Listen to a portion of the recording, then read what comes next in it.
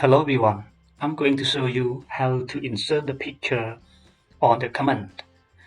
It will be like this when you take the mouse over and it will display the picture. So how to do it? You right click and then select on insert command.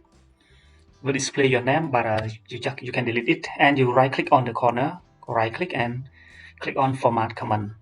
Then click on color and line. And in here in the color you drop down and select on the effect fill effect and select on picture type, select the picture and select from file. Yes, and I find the rabbit picture in here. Yes, it is a rabbit and insert, click on OK and OK. So when you mouse over it will display like this. And I will do more. I have two more and I will insert the picture for the two row more.